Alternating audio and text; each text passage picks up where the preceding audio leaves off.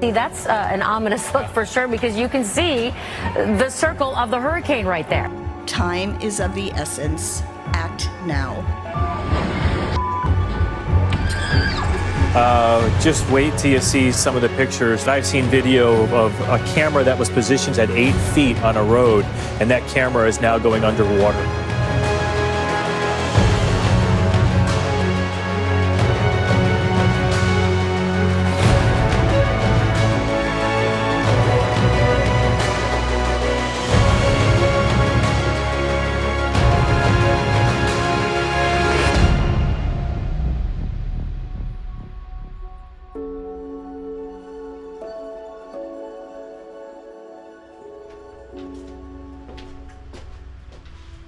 My first trip to Sanibel was in 1989, and my family has been coming back for decades, except last year following the devastation of Hurricane Ian.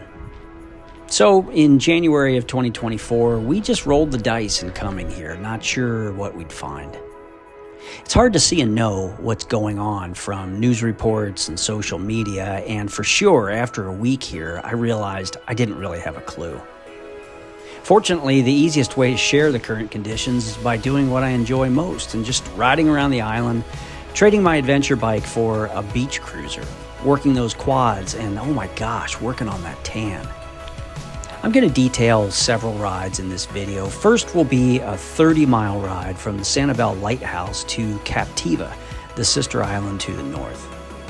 Then I'll do a 12-mile ride around the main part of the island, seeing the resort areas along the Gulf Coast as well as the touristy stops along Periwinkle Way. Finally, I'll be making a 20-mile trip to the Ding Darling National Wildlife Refuge.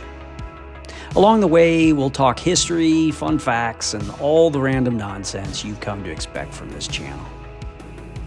I've also chosen to intersperse this video with flashbacks to some rides I recorded during our family vacation in the summer of 2022, shortly before Hurricane Ian hit.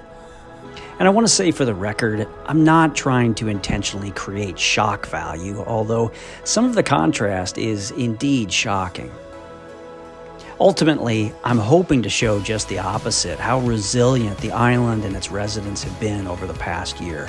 I was really impressed and encouraged by the rebuilding process and how the island has begun to regrow and renew. So, without further delay, let's go.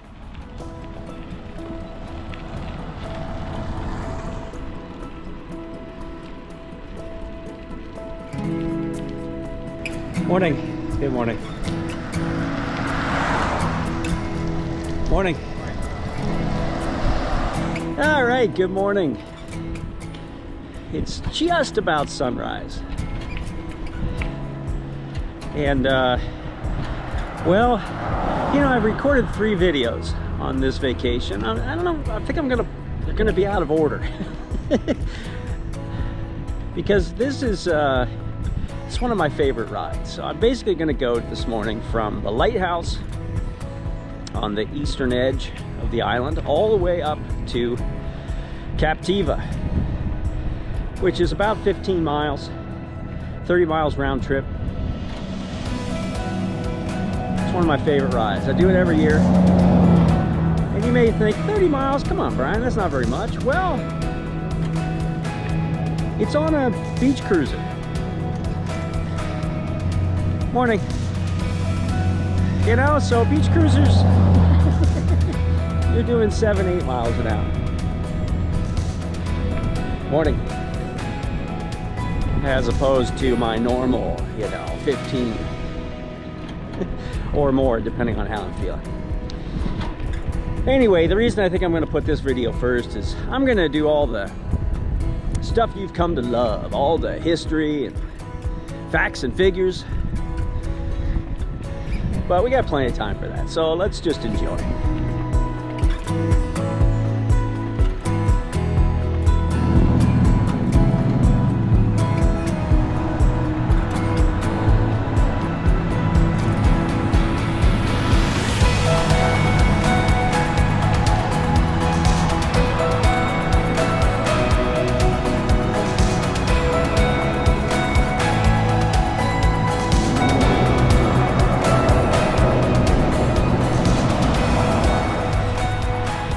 eye-opener. You know, we've been following along on Facebook and other places to what's going on the island, and I guess until you really get here and see it, you don't know. But, well, it's encouraging. There's a lot of reconstruction, and it's obvious they're making a lot of progress, but it's also very startling to see the, you know, the impact both to the environment in terms of, I think one of the things that hits me is, you know, when you come here for decades, you almost get used to like trees and greenery, and a lot of it is gone. I don't know, it's one thing that hits me. It just feels a lot less lush, and but you know, look, it grows back. That's the great thing. In terms of business, you know, it's surprising how many businesses are gone, how many are rebuilding. Many are reopened, which is nice. Anyway, all right, looks just some general stuff about Sanibel. So it is a great tourist destination. It's a beautiful, beautiful island. It's home to about, I believe it's about 6,000 permanent residents. I don't know how the hurricane impacted that, because I'm sure with many of the homes having been damaged or even destroyed, I don't know how many people have left the island. But anyway, normal circumstances, about 6,000. You know, Sanibel's not your typical beach destination with mini golf and Ripley's Believe It or Not. It's much more quaint. And you know, the city of Sanibel there's a good there's a good bit of regulation on the island about how it's been developed. There's lots of quaint restaurants, ice cream shops, boutiques if you like shopping, and you know, nice things like bike trails all over the island, which is awesome. We'll talk more about that later. Great place to visit. Again, we've been doing it for years and love it.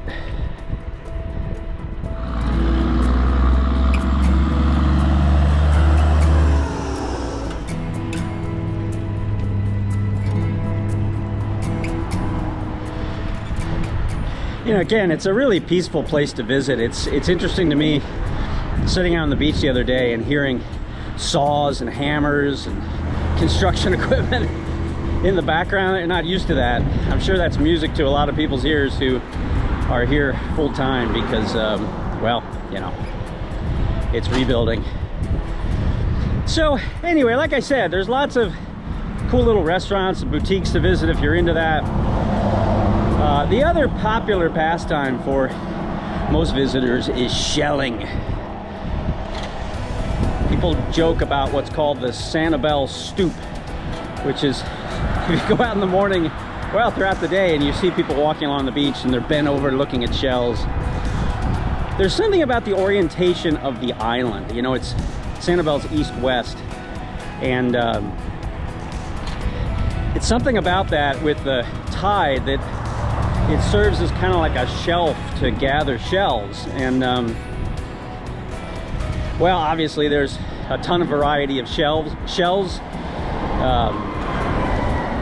There is one prize shell called the Junonia, and in my 20 plus years of visiting here, I have never found one. Well, I found pieces of one, but to find like a fully intact specimen, I've yet to find one. It's kind of a big deal. A few years ago, we were walking down to the Lighthouse, and there was a huge crowd like gathered around this. We didn't know what was going on. We got down there, and there's a little girl, and she had a Junonia, and everybody was gathered around because it's a big deal. I think it used to be, people used to get in the paper for finding a Junonia. But yeah, shells are awesome. It's beautiful, and you know, every morning the beach is resupplied with new shells.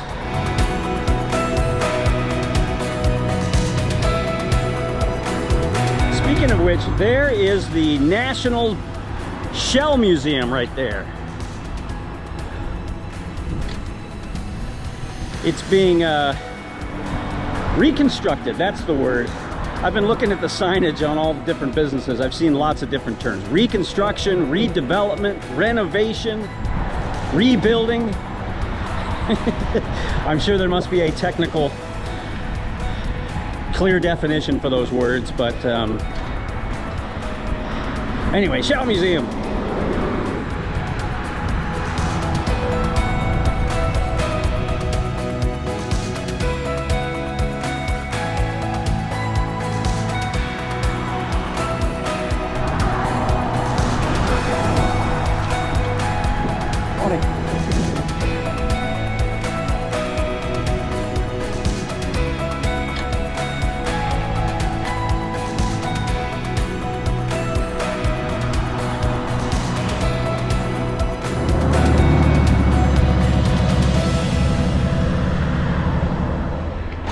All right, you want some history?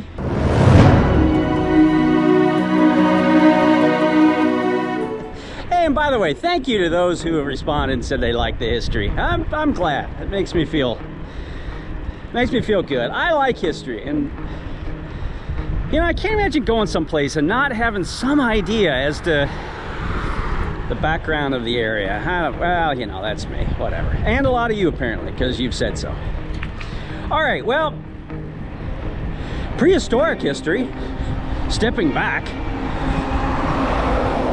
You know, during the age of the dinosaurs, apparently a lot of Florida was underwater. So why do they know this? Because they don't find dinosaur bones in Florida like they do in other parts of the country. But somewhere in like 15 to 20,000 years ago, they believed that Florida was 2 to 3 times the size that it is now. So okay, you know, more recent times, there's histories of the Calusa, who were here as far back as 2,500 years ago, and there's evidence that they created waterways on the island, some of them which endure to today. But documented history really begins in the 1500s with Ponce de Leon. He was more than likely one of the first European visitors to the island, and many say that he's the person who gave Sanibel its name. He named it after Queen Isabella. And then there's people that say that's nonsense. And somebody said that one of his crew members named the island after a lover he left behind in Spain. So, well, you believe what you want. Sanibel basically remained uninhabited for a long period of time. And, you know, Florida became a state in 1845. I think it's the 27th state. And, you know, around that time, Congress passed the Homesteaders Act. And if you remember what that was, it was a plan by Congress to help settle the unsettled parts of the country. And so, you know, the act was if you moved to a plot of land and you developed it or you improved it over the course of 5 years, you basically could take ownership of it. So, you know, that was in the 1860s, I believe. Or wait, maybe 1840s, I don't know. Well, what was the effect? There was a census taken in 1870, 1872, something like that. And Sanibel had a whopping population of, drumroll, 0. So you see some old maps where Sanibel's like plotted out, and there's all these places, you know, plots. Well, that obviously didn't attract people to any large degree. 1880, in the 1880s, the Lighthouse was built, and there was an initial settlement built in what they call Old Town Sanibel, which is near the Lighthouse. I don't think there's any remnants of that still today. But, all right, 1880, they said there were about 100 residents, and then by like 1890, there were apparently 300 residents. So let's just call that part one. We'll come back to turn of the century and what led toward it being what it is today. Okay, is that fair? We'll come back.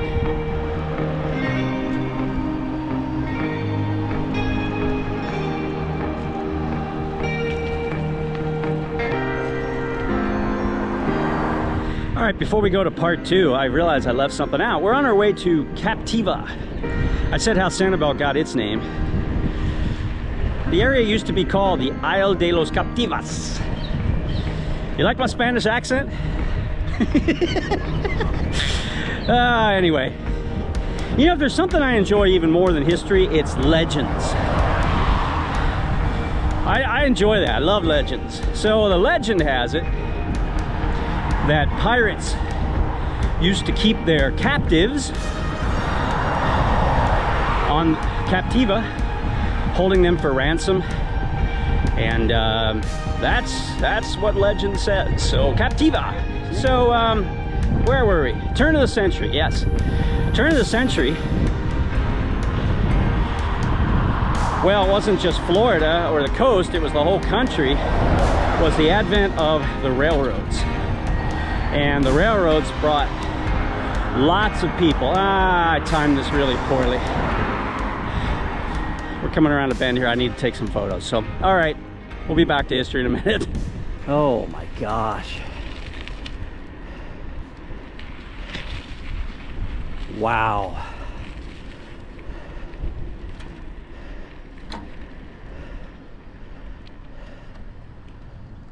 Wow. All right, I had heard that this area was really hit. Wow. Oh, all those beautiful little colorful cottages right here.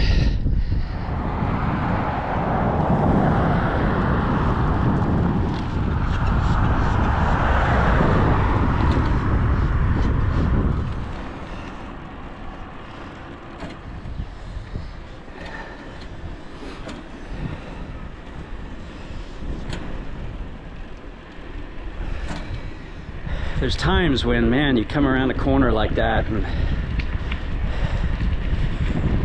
it's overwhelming.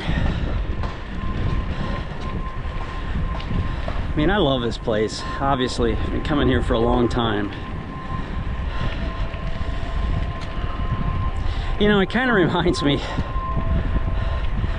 my dad had triple bypass surgery many years ago, and you know, and the doctor came out and told us, hey, he's going to recover, he's going to be fine.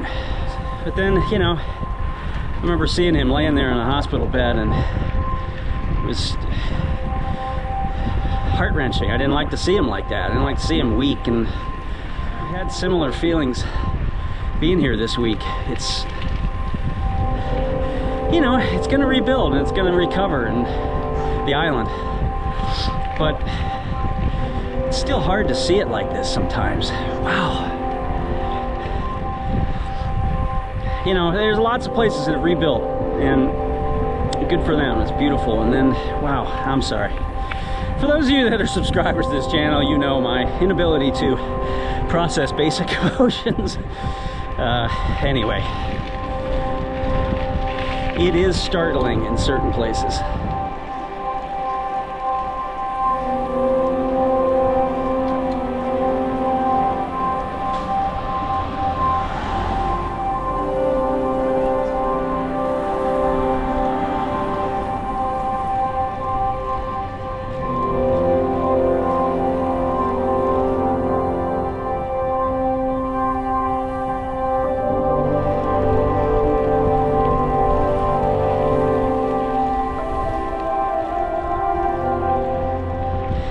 Now we'll get back to history. So, you know, railroads brought a lot of people, and they came here and began to settle the island. And well, early 20s, this area was rocked by 2 hurricanes. I think it's back in the days before we started naming hurricanes. I don't remember when that happened, but one of the hurricanes split Captiva into 2 islands, and then the other one which came shortly thereafter, split Captiva off of Sanibel.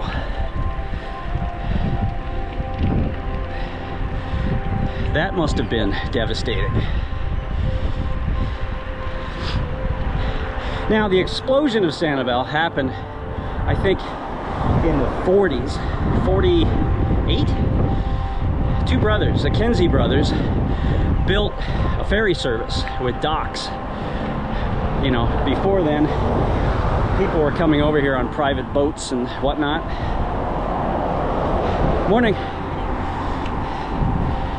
And so there was now a ferry service, official ferry service to get on the island. It lasted for a couple decades before, I think it was 63, the first causeway was built.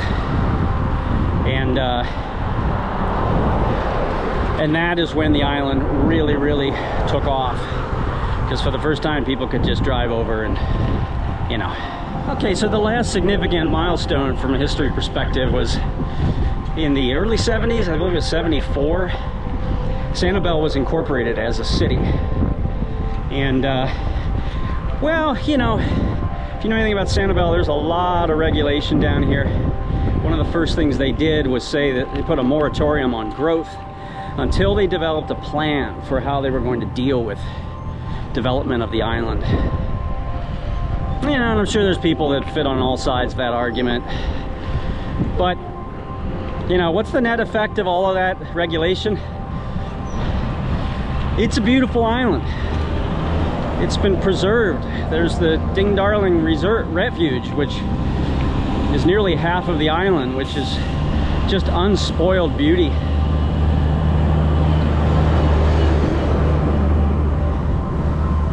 So anyway, it took them 2 years. I think in 76 they came up with a plan for growth, and well, now you see it.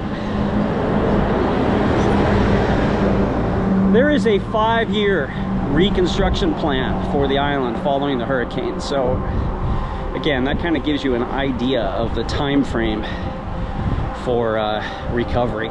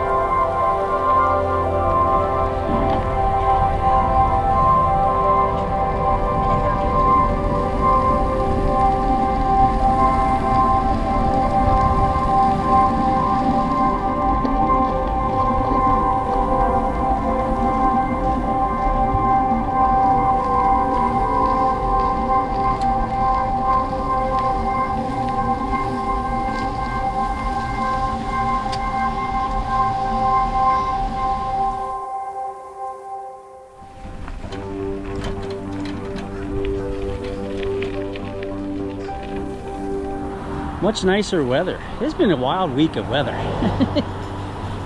It was down to 38 one day. I didn't equate that with Florida, but anyway, it's like 70, which feels more, you know, well, more Florida-ish-ness, Florida-likeness.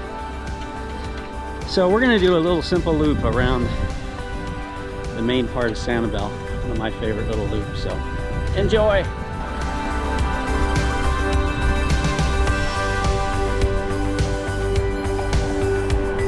Hi.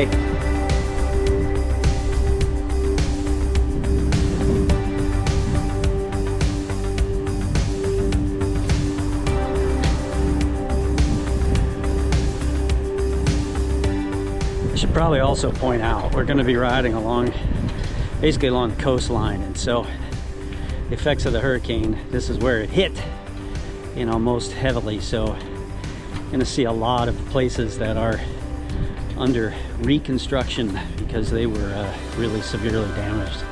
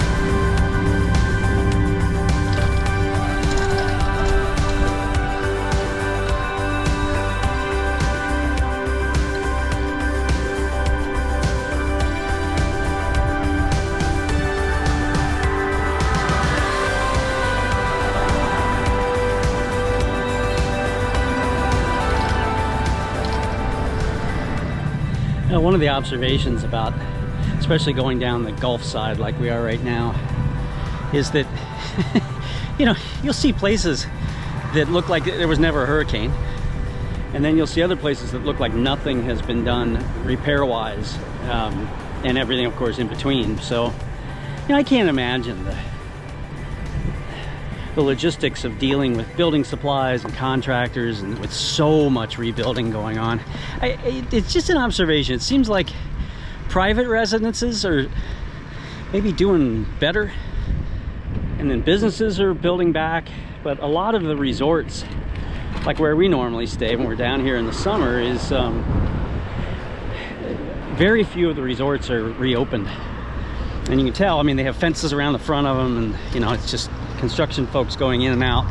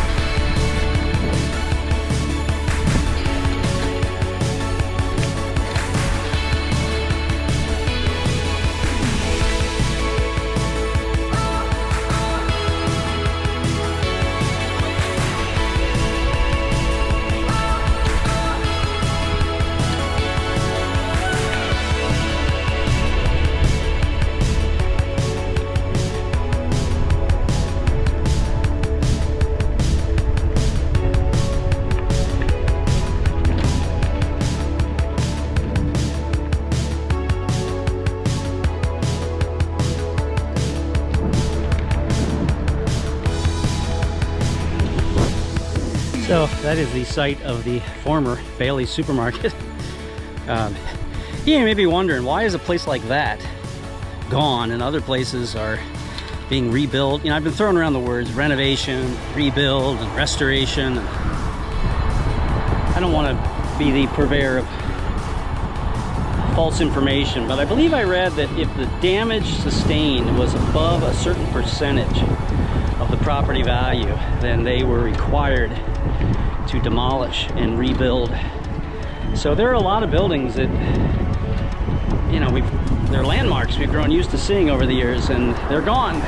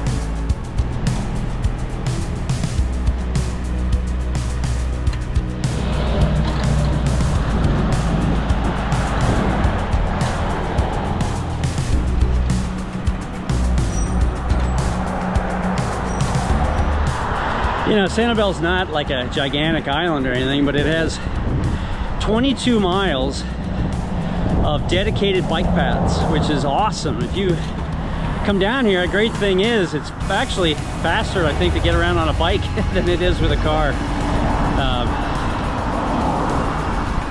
Anyway, nice to have dedicated spots where it's more relatively safe.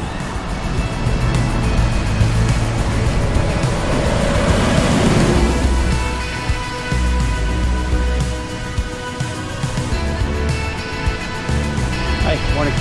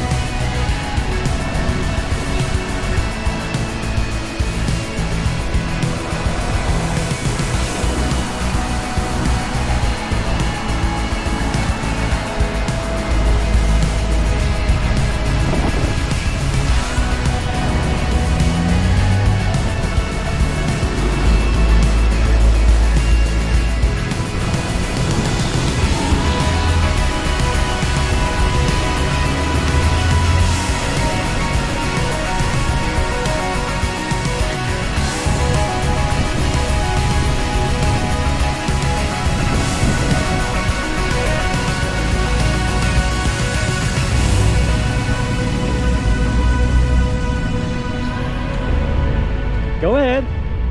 Show what a boss you are.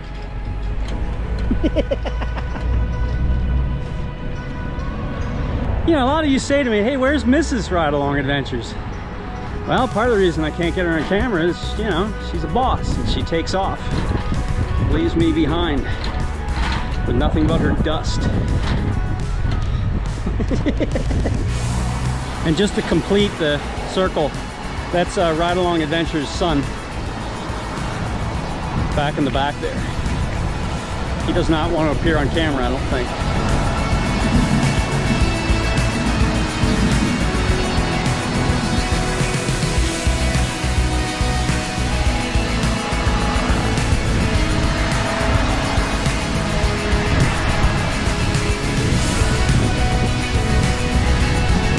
The National Shell Museum. It's closed and being renovated.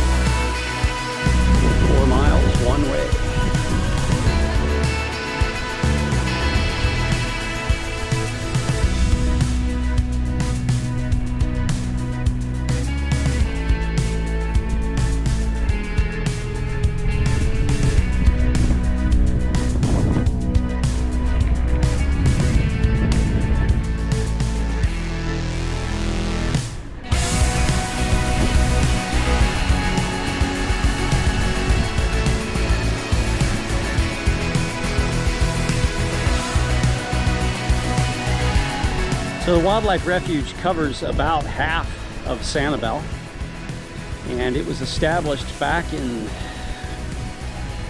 not going to remember the year. I'll put it right there. Hey, there's the year. And it's protected, which is fantastic. I mean, despite the fact there's a big road going through it, but without that road, it'd be pretty hard to enjoy it like we are today. You certainly can see the effects of the hurricane, because, wow. A lot of it has been beat up, but like most nature, it is growing back. You can really see it. The island has greened up a lot over the last year.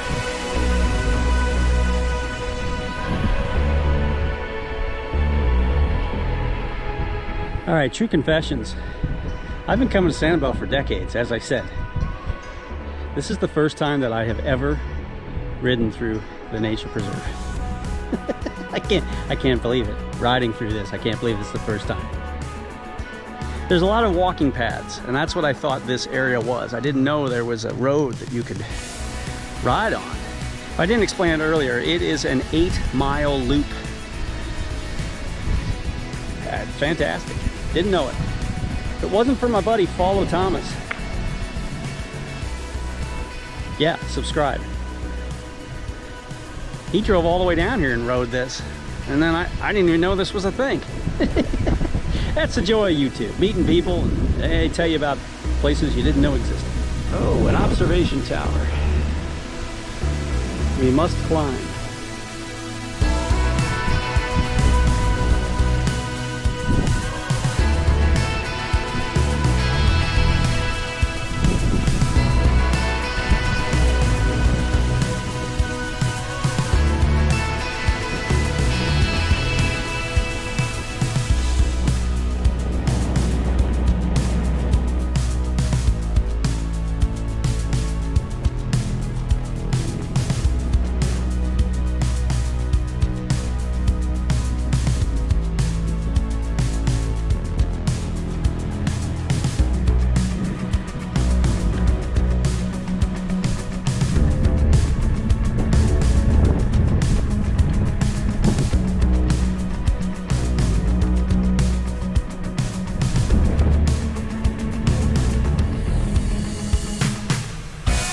He's having his lunch up there. He's got a fish.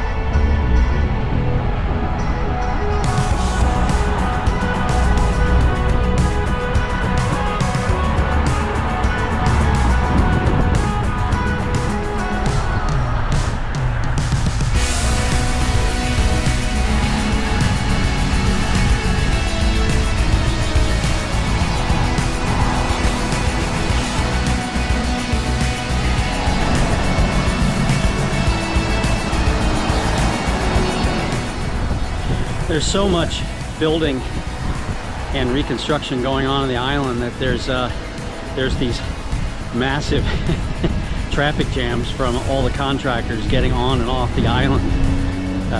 It's pretty amazing.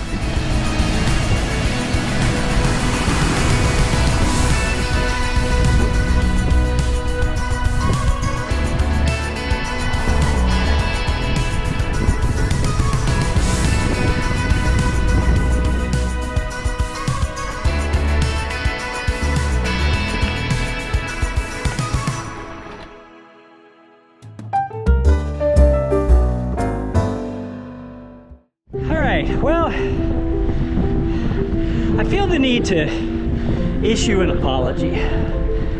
If if at any point in these videos I have been insensitive to the plight of, or come across as being insensitive, I really don't mean to be.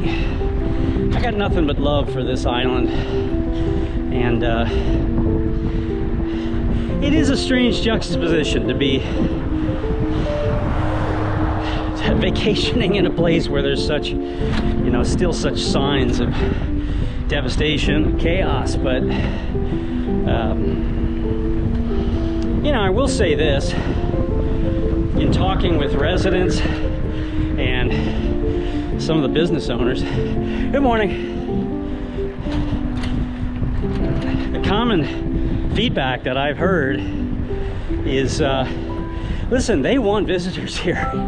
They want people coming back. I know the initial response when something like this happens is people think, oh, I don't want to contribute to the chaos. And, you know, I've looked on several Facebook pages and people are like, hey, can we go back? When can we go back? Yeah, you can go back, okay? You know, a lot's closed, but a lot's open too. And we had a really great time here. Been here for a week. And for the things we like to do in Sanibel, good morning. You know, we like to be active. We like to go on the beach. We like to ride bikes. We like to run. We didn't miss a beat. We like to go out to dinner.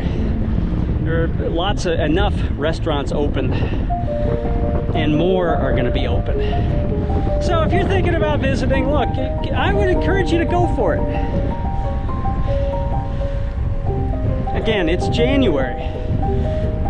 Nearly everybody I asked who's either rebuilding or in the process of rebuilding, everybody says the same thing. Oh, by end of year. I don't know about that, because there's a lot going on, and I would assume there's only so many contractors and only so many building supplies to go around right now, but well, it's worth it. Beautiful place. So, anyway, hey, thanks for watching, as always. What's next?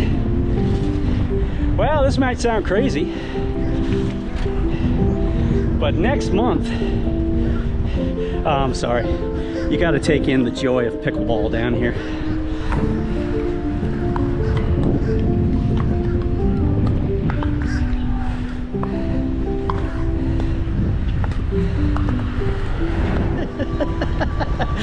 Oh, pickleball's awesome. You know, I never played. I gotta pick that up at some point. I just love how serious people are about it. All right, where was I? Yes, as crazy as it sounds, I'm gonna finish something I started last year. I came down to Florida and I rode from Jacksonville to Fort Lauderdale. I'm gonna come back and I'm going to continue that journey all the way down to Key West. So stay tuned. Lord willing, I will be back here after the Super Bowl. Don't ask me about that. Morning. My poor Bengals did not fare well. Morning. So that's coming up. All right, so that's the next thing. So stay tuned. If you haven't subscribed, go ahead. Come on, click on the subscribe button. If you like the video, click on the like button. And something I've never asked for in the past, but you know, there's that little bell. Click on the bell, because it'll tell you when a new masterpiece comes out. Because I know, you're waiting. Bated breath. All right, enough. Hey, thanks for watching. I really do appreciate it. Hope you're well. See you next time.